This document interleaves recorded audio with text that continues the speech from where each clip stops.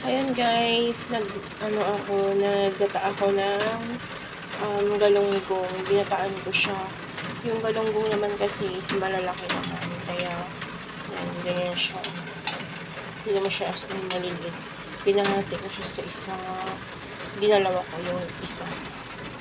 Ayan, para marami makakain. Ayan, malalaki siya.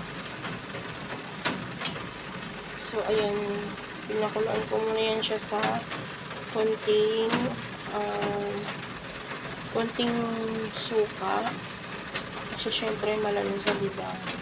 So, ayan. Ayan. So, ilalagay na natin yung ating gata. Pure gata.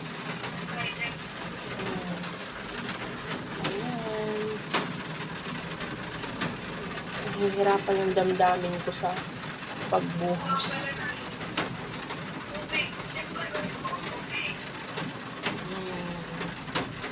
Nilagyan ko siya, sinapawan ko siya ng talong para naman may kunting gulay. Dapat, pechay. So, mas gusto nila yung talong.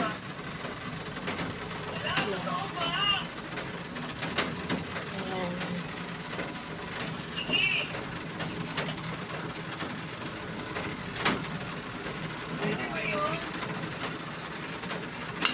Nasa lagnian ng piso.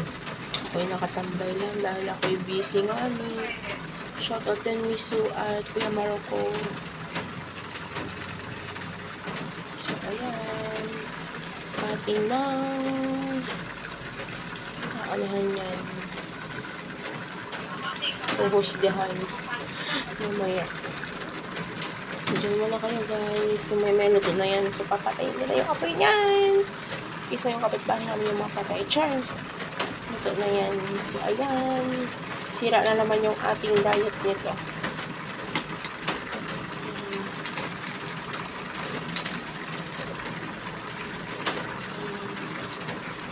Yung siya silly. Chili. Sarap.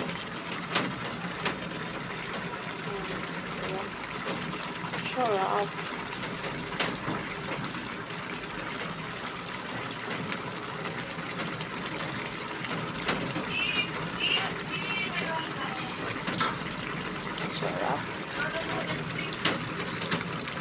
Lulutuin lang natin yung ating gata dahil para hindi mapanis.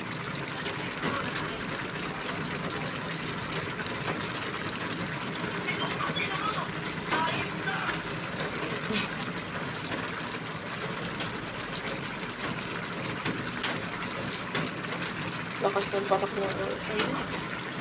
Ano ng patak ng ulan?